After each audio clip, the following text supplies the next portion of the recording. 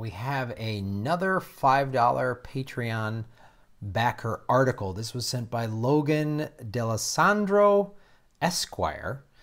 Hi, if you would please discuss the following article. It involves our country's student loan situation. It's a crisis that must get addressed in some fashion. For those entering college, please encourage them to take as little debt as possible. Don't let them make my mistake. So Esquire means probably a lawyer, which means he has a lot of debt. Logan, thank you so much for sending in this article. I'll get into the details of it. And I didn't know about the student loan. Not only is there a huge bubble, but what this article goes into, and it came out January 19th, right before the day before Trump was sworn in. It's on zerohedge.com, is that the government, mainly under Obama, was fabricating reports that people were paying back their loans when they haven't been. The number of people and the amount of debt that is not being repaid is massive, massive, massive. It's another financial bubble. Like we've talked about on this show, obviously there's another housing bubble coming. We've talked about the auto loan bubble. So they did subprime loans like they did before the last housing crash in 2008.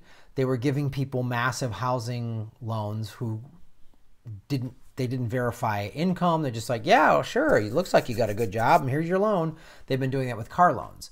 So there's all these people who are making, $20,000 a year getting $40,000 car loans, and that bubble's going to burst. There's an awful house of cards coming. I've talked about the carbon bubble, and here's one I had no idea about. And Logan, this is the cool thing I do love about this show and all of you guys at the Patreon. I didn't know this, so I'm learning about this, and then I can share it with all of you watching, and it's something to pay attention to. Again, he's right. If you're getting ready to go to college, be careful on racking up a bunch of debt, because this could all implode. I'll go into the details here, and then there's going to be no more student loans. Or they're going to come calling on people. What are they going to put liens on people? And it's another thing of how ridiculous and greedy this country is, the richest country in the history of the world. We shouldn't even be having this issue. Everyone should be getting free college. Anybody in the poor to middle class should be getting their college paid for. And if your parents make over whatever, pick a number, 250 grand a year combined income or something like that, your college is fine. But below that, whatever, find a number that works for everybody. You should have your college paid for. So think about that when, Brian Williams is talking about these beautiful Tomahawk rockets going off in the sky. Just go, there's a bunch of people's college tuition that could be helping people, but instead it's going to kill. Thanks, Brian.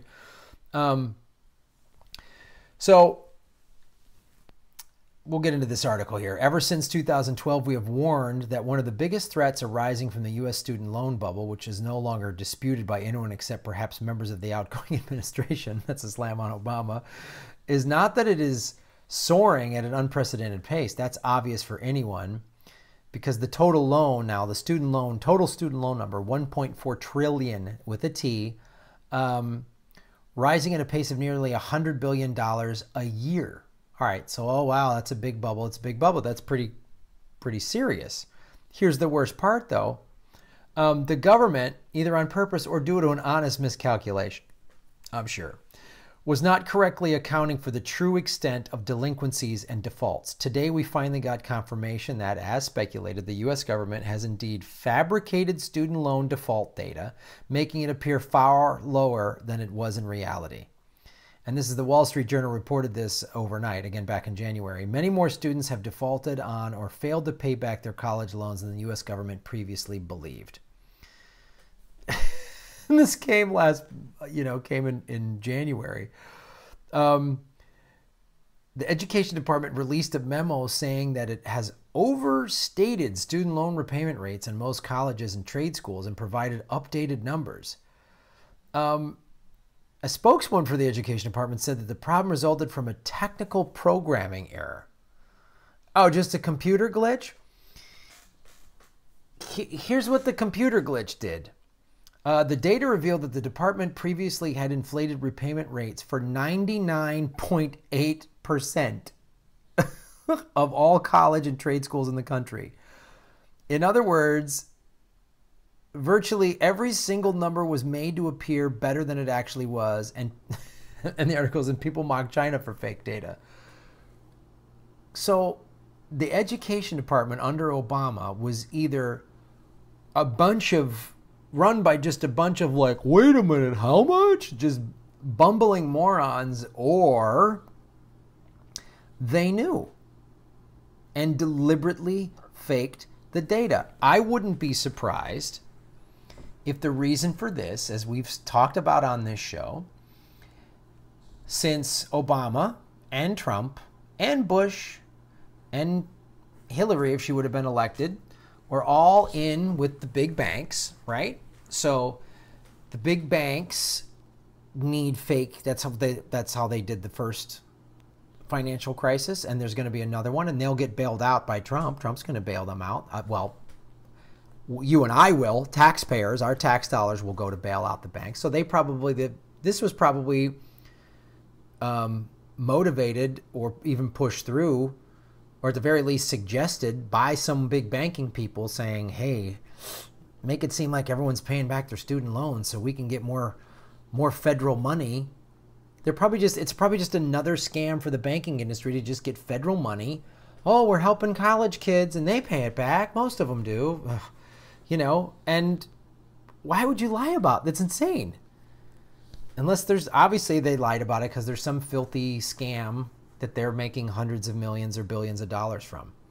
So, and, you know, we'll go back to the more from the article.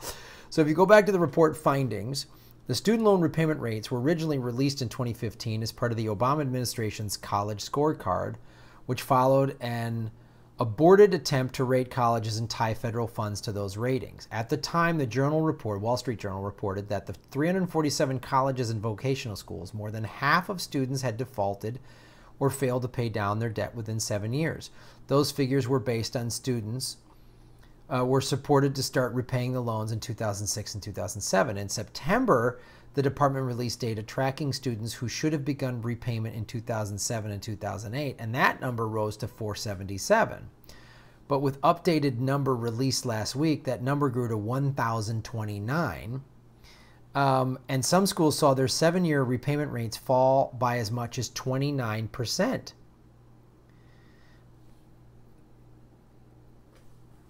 So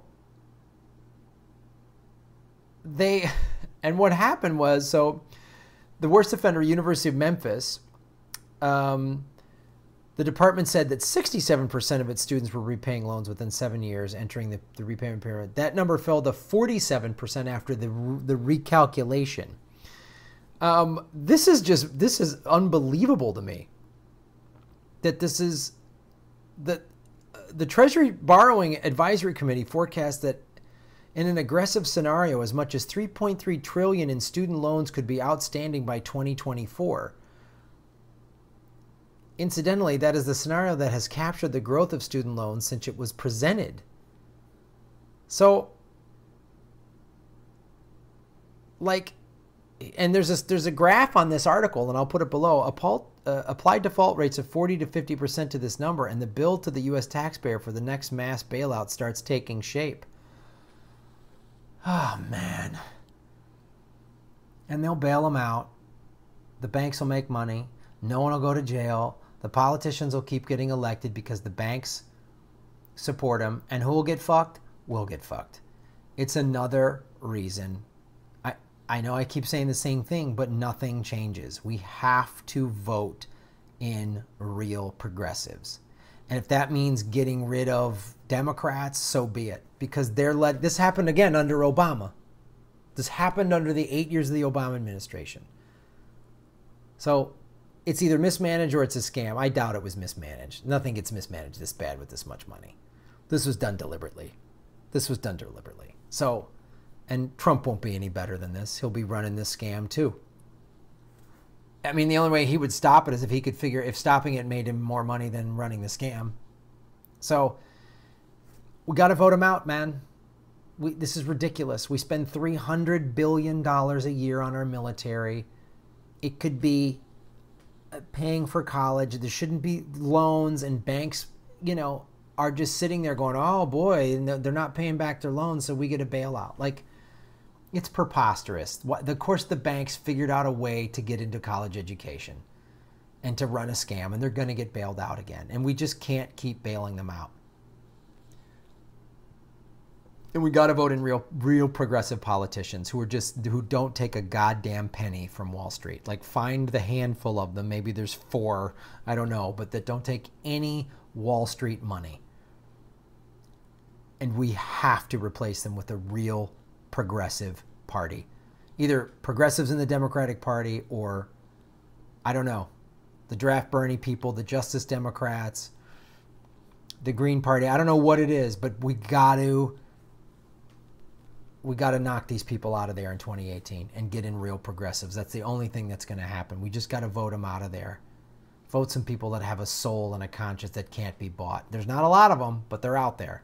And if you can't find them, then you run. Oh, man. Thank you so much. Thank you so much, Logan D'Alessandro. And, man, I'm sorry you're in this. I know what crushing debt is all about. It's brutal and it's painful. And the banks, they want us all in debt. That's part of their plan. They want everyone in debt. So thank you. This is what, Logan, you get for the $5 level. If you have not gone to Patreon, the link is below. And for $5, you can suggest things like this that I didn't know about. So you're educating me and everybody watching this show. Thank you so much, Logan, and thank you all of you for watching. Please like, subscribe, and share these videos.